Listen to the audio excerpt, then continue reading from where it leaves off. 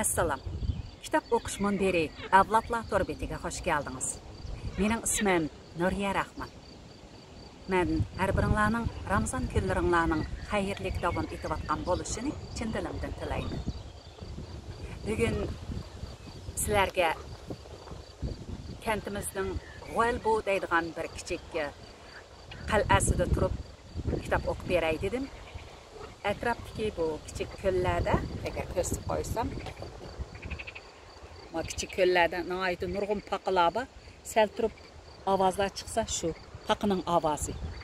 Xabardor bo'lgaysizlar. Başladı mana. Paqini nima deydi? Paqini sayirdi, ko'kirdi deydi, ha? Paqa ko'kiramdi, nima deydi? Bilmaydi ekan. Shularni sayraydi deydi. Yaxshi turdinglarmi?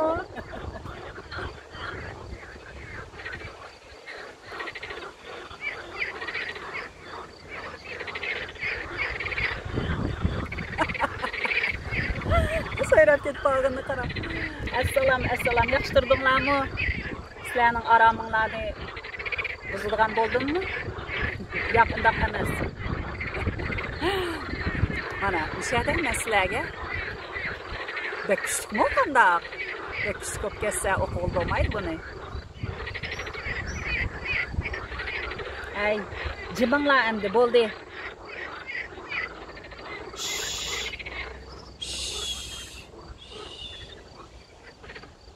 Gapimni anglamdi men bular. Ha? Tushundi ya? Ma'qul. Men astroq gap qilayman bo'lsa. Xo'sh, bir necha kundan beri do'stim Raila Davudningki Uyg'ur mozorlari degan bu kitobidan bir necha asarni o'qib berdim. Undaq bo'lishi Ramazon mezgilida bu xildagi asarlarni o'qish texmi muvofiqroq deb bildim. Ondan qolsa do'stim Raila Davud bilan aloqalashmag'inimizga 2 yildan oshdi. Nerede turvatıdı, nima qilyapti, butunlay xabarsiz.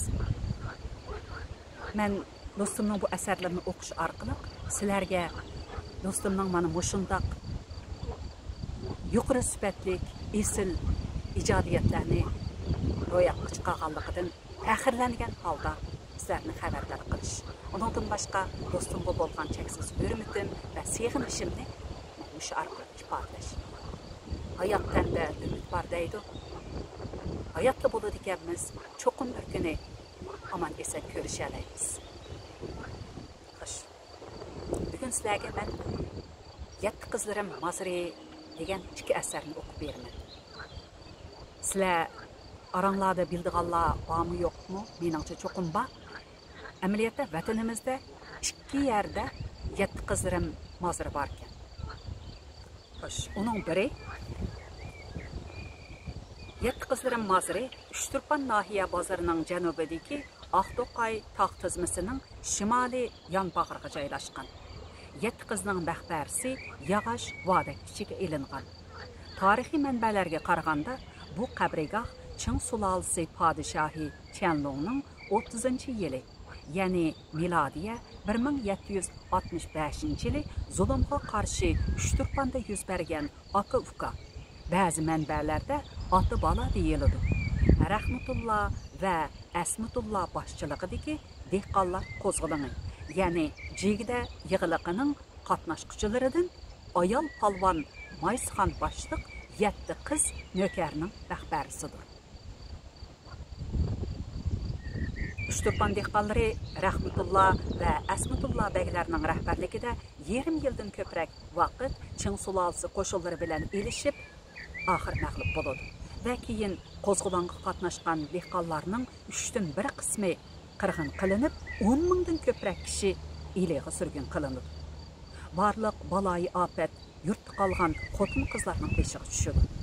Zulmga chidamagan bir turkum ayollar Rahmatulloh begning singlisi va Maysxon G'unchxonning boshchiligida tashkillanib, tog', yor, jilg'alar va o'rmonliqlarga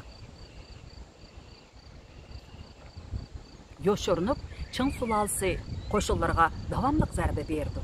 Bu tarixda Maysxon jini deb ataladi. Aytilishicha, bu qitimqi jang 3 oycha davom qilib, Maysxan bilan G'unchxan boshchiligidagi 7 nafar ayol Aqto'qay yezisida dushmanning qo'rshavini qilib, oxiri tog'dan o'zini etib, mardlarga qurbon bo'ldi. Keyin kishilar bu 7 ayol qahramonning xotirasi uchun Aqto'qay teg'ining g'arbiy shimoliga 7 qiz maqbarasini yasatgan ekan. Uchturpandagi Asari atqilar va Jungo Rossiya chegarasi to'g'risida izohat degan maqolada 7 qizların maqbarasi musulmoncha yasalgan. Üstü yepiqliq. Bu maqbarini Uyg'urcha 7 qizlarim deb ataydi. Maqbarini Shayxoxun saqlaydi. Hozirga qadar Uyg'urlar kechalari maqbariga kelib, qapoq ko'ydirib, vashamasi tovlaydi. Mal o'ltirib, nazir chiroq beradi. Ayollar duo tilovat, yig'izor qilishib, maqbara shodisiga qizil latta bog'laydi. Bu Uchturpandagi muhim asari atqilarning biri deb ko'rsatgan. Demak, 7 qizlarim maqbarasi 2 asrdan buyon izchil tavobgoh va ziyoratgoh bo'lib kelmoqda. 7 qizlarim mazri nahiya darajalik nuqtaliq muhofazat qilinadigan madaniyat yodgorlik o'rin qilib bekitilgan. Ikkinchi 7 qizlarim mazri. 7 qizlarim mazri Pichan nahiyasi, Lamjin yezisi, Chuvanqir mahallasi, Yutuq kentining janubiy tarafiga taxminan 1 kilometr keladigan tog' ustida. Xaritadagi o'rni sharqiy meridian 89 gradusga, shimoliy parallel 42 gradusga to'g'ri keladi. Dengiz yuzidan 320 metr egiz. 7 qizlarim mazri qabristonligining g'arbiy shimolida qator selingan 7 gumbaz bor. Rivoyat qilinishicha, buddistlar bilan bo'lgan urushda 7 qiz qechib, mushu yerga kelganda, keyindan qo'qlab kelgan buddistlar tarafidan qatl qilingan. Keyin kishilar ularni xotirlab, ularning nomiga gumbaz yozib, 7 qizlarim mazri deb atagan ekan. 7 qizlarim mazri joylashgan yerdagi jilg'ining qarshisidagi tog'da yana 7 o'g'il mazri bor. Rivoyat qilinishicha, bu yigitlarmi buddistlarga qarshi jangda mushu yerda shahid bo'lgan ekan. Yoz kunlari Kashk shataqda 7 qizlarim bilan 7 o'g'illarim jilg'idagi daryoga suvga tusharmish va billa o'ltirib tog'us yermish. 7 qizlarim qabristonligining davri Tong sulolasidan Ediqut Uyg'ur xonligi davrigacha bo'lgan zamonlarga tava deb mo'ljallanmoqda. Bu qabristonlikning egillagan umumiy yer ko'lami 150 ming kvadrat metr keladi. Qabristonlikning bir qismi yerlik kishilarning to'pi elishi va sho'r tuz qazish tufaylidan vayronchilikka uchragan. Biroq umumiy jihatdan qaraganda qabristonlik bir qadar mukammal saqlanib qolgan. Hozir bor bo'lgan qabrlar dövlərini asosan 3 xilga bo'lishga bo'ladi.